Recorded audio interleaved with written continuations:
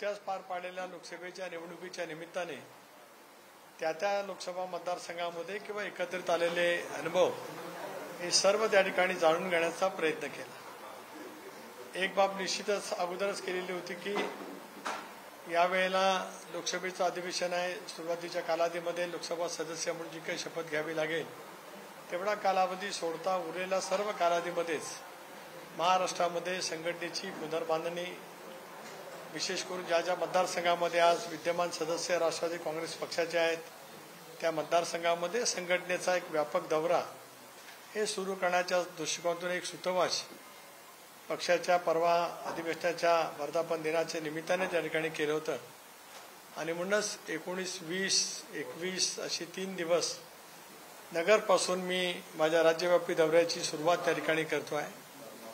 काही पक्षप्रवेश सुद्धा त्या ठिकाणी आहेत वेगवेगळ्या राजकीय पक्षाचे आणि त्याचबरोबर ती नगर जिल्ह्यांतील आढावा त्या ठिकाणी घेत असतानाच नगर शहरामध्ये सुद्धा राष्ट्रवादी काँग्रेस पक्षाचे आमदार आहेत,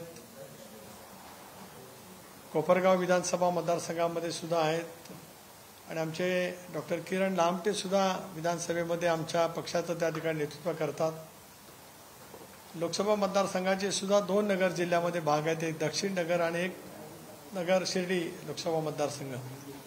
त्या संबंध लोकसभेच्या निवडणुकीमध्ये सुद्धा एकंदरीत आढावा त्या ठिकाणी प्रत्यक्षामध्ये जाऊन कार्यकर्त्यांची संवाद करणं, संघटनेची पुनर्बांधणी करत असतानाच एक व्यापक जनाधार पुन्हा एकदा निर्माण करण्याच्या दृष्टिकोनातून संबंध महाराष्ट्रामध्ये सुरुवात करणं असाच या दौऱ्याच्या पाठीमागचा निश्चितपणाने हेतू आहे। मी गेले 40 वर्षे सार्वजनिक जीवनामध्ये अनेक लोकसभेच्या निवडणुका जवळून पाहिल्या केल्या, कार्यकर्त्या नात्याने गेल्या 3 लोकसभेच्या निवडणुका मी लढलोय, 5 वेळेला विधानसभेच्या निवडणुकीला सुद्धा सामोरं गेलो। त्यामुळे प्रत्येक निवडणूक एक वेगळं परिमाण घेऊन त्या ठिकाणी येत असते। 2014ची लोकसभेची निवडणूक असेल, त्याच्या आधी 2009ची असेल, 4ची असेल किंवा आता 19, 24ची असेल, प्रत्येक निवडणुकीची समीकरणं वेगळे राहतात आणि त्याच्यानंतर येणाऱ्या विधानसभेच्या निवडणुकीमध्ये सुद्धा वेगवेगळी समीकरणं त्या ठिकाणी राहतात। खरं आहे की यावेळेला महाराष्ट्रामध्ये आलेले जे काय कौल आपण पाहतो आहोत हे महायुतीला जे आम्हाला अपेक्षित यश अभिप्रेत होतं ते ठिकाणी मिळवू शकलं नाही, हे निर्वादपणाने सत्य त्या ठिकाणी आहे। आम्ही जनतेने दिलेला कौल हा पूर्णपणाने त्या ठिकाणी स्वीकारलेला आहे आणि हे स्वीकारत असताना सुद्धा नेमकं काय काय घडलेलं आहे याचा उल्लेख वेगवेगळे राजकीय नेते सुद्धा त्यांच्या या सगळ्या संबंधांमध्ये करत असतात आणि फार मोठ्या प्रमाणावरती अल्पसंख्याक समाज असेल, मागासवर्गीय समाज असेल, आदिवासी समाज असेल, हा सगळा आमच्यापासून एकंदरीत निवडणुकीच्या माध्यमातून दूर गेलेला पाहायला मिळू शकला। खरं तर या सर्वच घटकांची राष्ट्रवादी काँग्रेस पक्ष असेल, काही वेळेला शिवसेना असेल, काही वेळेला भारतीय जनता पक्ष असेल, काही लोकसभा मतदारसंघामध्ये सर्वजण केवळ मतदानासाठी नव्हे तर विचाराच्या माध्यमातून सुद्धा वेगवेगळ्या भागात राज्याच्या वेगवेगळ्या प्रादेशिक विभागामध्ये त्या पक्षाशी जोडले गेलेले होते। शेतकऱ्यांच्या मनामध्ये सुद्धा एक तऱ्हेच्या भावना त्या ठिकाणी होत्या। कांद्याचा प्रश्न असेल, सोयाबीनचा असेल, कापसाचा असेल, हे सारे काही प्रश्न एकाच वेळेला संबंध निर्माण झाले आणि या साऱ्याचा परिणाम लोकसभेच्या निवडणुकीमध्ये अपेक्षित असलेले यश त्या ठिकाणी मिळू शकलं नाही। पण याही गोष्टीची मला जाणीव आहे आणि गेल्या अनेक वर्षाचा अनुभव सुद्धा आहे की लोकसभेच्या निवडणुकीमध्ये अनेक वेळेला वेगवेगळं मतदान होत असतं आणि विधानसभेच्या निवडणुकीमध्ये जनता स्थानिक पातळीवरती सुद्धा त्याचा त्या ठिकाणी विचार करत असते।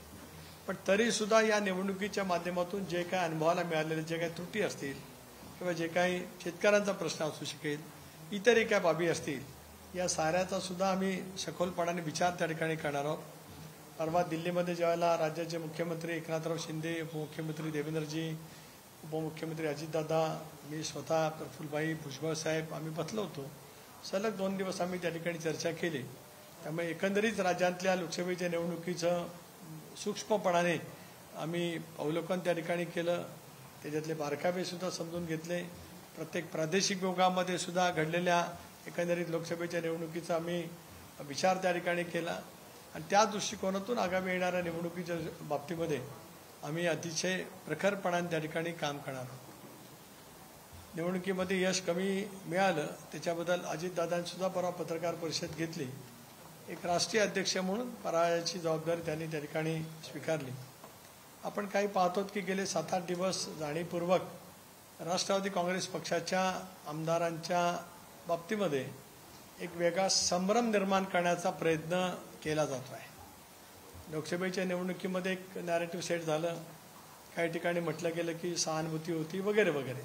ठीक आहे, असू शकते, पण ते एका निवडणुकीपुरता सीमित राहत असते. कारण माझाही दीर्घकाळचा अनुभव आहे. 84ला आम्ही अनुभवलं, ज्यावेळेला इंदिराजींच्या हत्येची सहानुभूती होती त्यावेळेला लोकसभेला होती, विधानसभेला चित्र त्या ठिकाणी बदललं.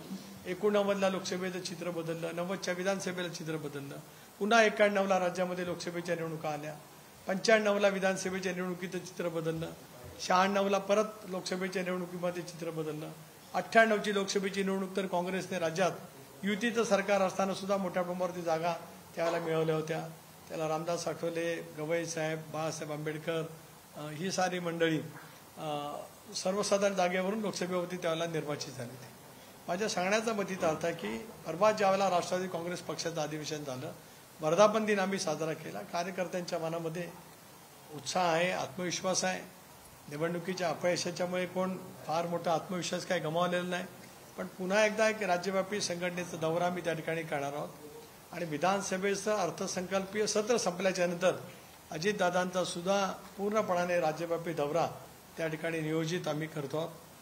वेगवेगळ्या पक्षाच्या सेलची काल एकंदरीत चर्चा केल्याच्या नंतर जे काय आज सोशल मीडियाच्या माध्यमातून प्रचार आणि प्रसार करण्याचा प्रयत्न केला जातो आहे, त्या दृष्टिकोनातून सुद्धा आम्ही अधिक सतर्क आहोत. एक बाब प्रकाशाने जाणवली की निवडणुकाचा मतदानाची तारीख जशी जशी जवळ येत गेली तसं तसं अजितदादांना टार्गेट करण्याचा प्रयत्न, त्याच्याबद्दलची एक विशेष मोहीम जाणीवपूर्वक राबवण्याचा प्रयत्न केला गेला.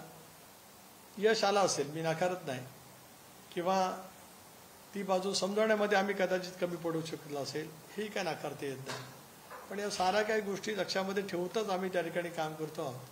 म्हणून निकालापासून आमदारांच्या वतीमध्ये सुद्धा बोललं जातं. परवाच्या दिवशी आमदारांची बैठक झाली, सगळे आमदार उपस्थित होते. डॉक्टर शेंगणे नव्हते कारण त्यांच्या सख्या चुलती वारल्या होत्या, त्यावेळी नव्हते, पण कारच्या वर्धापन दिनाच्या निमित्ताने होते. डॉक्टर बाबा आत्राम यांचं ऑपरेशन त्या ठिकाणी झालेलं होतं. सुनील अण्णा बनसोड सुद्धा घेऊन गेलेले होते. पण केवळ मुद्दाम होऊनच काहीतरी एक नॅरेटिव्ह सेट करण्याचा प्रयत्न केला जातो आहे.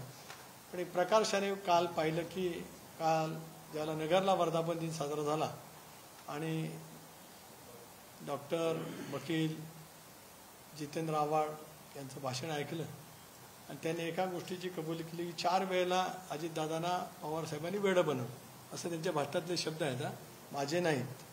त्यांच्या भाषणातले जे शब्द आहेत जे आपणही सुद्धा पाहू शकता. 4 वेळेला साहेबांनी वेडं बनवलं अजितदादा. जे आम्ही सांगत आलो एक वर्षभर की 14 असेल, 16 असेल, 19 असेल, 20, 22 असेल, राजीनामा दिला असेल, त्या वेळेला हे ठरलेलं होतं की भारतीय जनता पक्षावरती जायचं. हा निर्णय वरिष्ठ पातळीवरती झाला होता. हे जे आम्ही सांगत होतो त्याच्यावरती वेगळ्या भाषेत का होईना पण डॉक्टर साहेबांनी त्या ठिकाणी शिक्कामोर्तब केलंय, त्यांचा मी आभारी आहे. सत्य आज ना उद्या कधीतरी बाहेर येत असतं आणि बोलण्याच्या नादात माणसं कसं सत्य बोलतात त्याचं एक उत्तम पाहिजे उदाहरण म्हणजे परवाचं त्यांचं भाषण त्या ठिकाणी पाहायला मिळत आहे. हे सगळं पाहायला मिळत असताना खतखत किती आहे. जयंत पाटील गेले 10 वर्ष पक्षाचे अध्यक्ष आहेत. 2018ला माझ्या राजीनाम्यानंतर त्यांची पक्षाचे अध्यक्ष म्हणून निवड झाली. जवळपास 6 वर्ष अध्यक्ष आहेत. त्यांना सांगावं लागलं व्यासपीठावरना की 4 महिने मी फक्त आहे, 4 महिने तुम्ही थांबा, 4 महिने सोशल मीडियावरती काही बोलू नका, मी 4 महिन्यानंतर अध्यक्षपद त्या ठिकाणी सोडणार आहे आणि जे काही तक्रार करायचं असेल ती पवार साहेबांच्याकडे करा. निवडणुकीच्या यशाच्या नंतर पक्षाच्या प्रदेशाध्यक्षांना या पद्धतीच्या भावना राष्ट्रीय नेतृत्वाच्या समोर बोलाव्या लागतात. याचा अर्थ नेमका काय आहे याच्याबद्दल काय मला विश्लेषण करायचं काय काळजी नाही. म्हणून काचेच्या घरात राहणाऱ्यांनी दुसऱ्याच्या घरामध्ये दगड टाकू नये एवढंच मला या ठिकाणी आणि त्यांनी सांगायचं आहे. अनेक जण आमच्याही संपर्कात आहेत, नाही अशातला का भाग नाही, परंतु 33 प्रचाराची धाटणी दर खेपायला उपयोगात येईल असं नव्हे. आता महाराष्ट्रामध्ये सहानुभूती जर काय तयार कोणाच्या वाटेमुळे होणार असेल तर 24 तास गेले 25 वर्ष अविरतपणाने राबणाऱ्या अजितदादांच्या वतीमध्येच सहानुभूती निश्चितपणाने तयार होईल.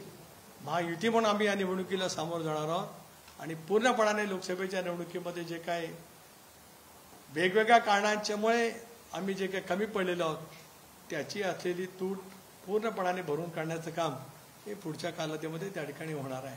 आज आपल्यामार्फत राज्यातल्या जनतेच्या समोर पक्ष म्हणून आणि राष्ट्रवादी काँग्रेस पक्षाचा जो कार्यकर्ता झोकून देऊन काम करत असतो, दादांच्या प्रती त्याच्या निष्ठा आहेत, विश्वास आहे, आत्मविश्वास त्याच्या मनामध्ये आहे, त्या दृष्टिकोनातूनच आज आपल्या सर्वांच्या समोर हे मी या ठिकाणी मांडलेलं आहे. मला आजच्या पत्रकार परिषदेच्या निमित्ताने एवढंच सूचित करायचं होतं. आपल्याला काय विचारायचं असेल तर आपण विचारावं, असं विचारावं अशी विनंती करावी.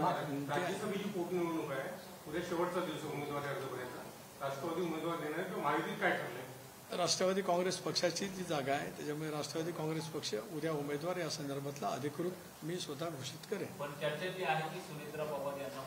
उद्या सकाळी उमेदवार घोषित केला जाईल.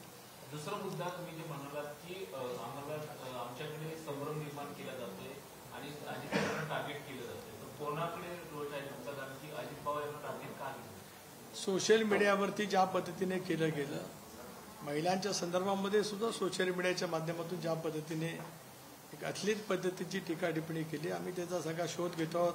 जी काही तक्रार सायबर ब्रँचकडे करायची आहे ती पण आम्ही त्या ठिकाणी केलेली आहे. परंतु शेवटी आम्हाला कळतं ते आजही मी या बाबतीमध्ये ज्यांना समजायचं असेल त्यांना कळेल, पण आपल्यामार्फत एवढं समजतो की आम्ही या साऱ्या गोष्टीचा पूर्णपणाने अभ्यास केलेला आहे आणि आता आगामी येणाऱ्या निवडणुकीमध्ये या साऱ्या काही घडलेल्या घटना, सारं काय केलेलं कुटील डावपेच या साऱ्याच्या दृष्टिकोनातून आज आम्ही पुढच्या कालावधीमध्ये सतर्क होऊन काम करणार. सर, संघाचं फलपत्र असलेल्या ऑर्गनायझर मधनं लेख लिहिण्यात आलाय की अजितदादांनी भाजपसोबत घेऊन भाजपने स्वतःचं ब्रँड व्हॅल्यू कमी केलं. नाही, मी ते वाचलेलं नाही. जरूर मी त्याचंही वाचन करेन, त्याचंही माहिती समजून घेईन. कारण आम्ही ज्या वेळेला दिल्लीमध्ये एनडीएच्या बैठकीला भेटलो, ज्या वेळेला त्याच्यानंतर सुद्धा अमितभाई असतील, राजनाथ सिंगजी असतील, नड्डाजी असतील यांच्या गाठीभेटी झाल्या, माननीय पंतप्रधान महोदयांच्या गाठीभेटी झाल्या, त्यानंतर राज्याचे उपमुख्यमंत्री देवेंद्रजींच्या समेत सुद्धा अनेक वेळा चर्चा झाली. कुठेही त्यांच्यापैकी कोणाहीकडून बोलण्यामध्ये असं कुठेही दुजाभाव त्या ठिकाणी आलेला नाही. त्यामुळे आपण जे म्हणतायत ते त्याचं वाचन मी नक्की करीन, त्याचं चिंतनही करीन, मंथनही करीन आणि मग बोलेन.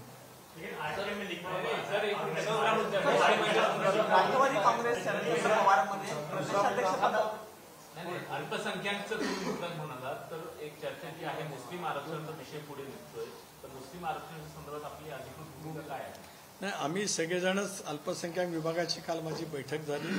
पुन्हा पुढच्या आठवड्यामध्ये माझा नगरचा दौरा सुरू होण्यापूर्वी आम्ही पुन्हा एकत्रितपणाने बसणार आहोत, सर्व काही समजून घेणार आहोत आणि मग आम्ही त्या संदर्भातली भूमिका स्पष्ट करू. नवी मुंबईला तुमचं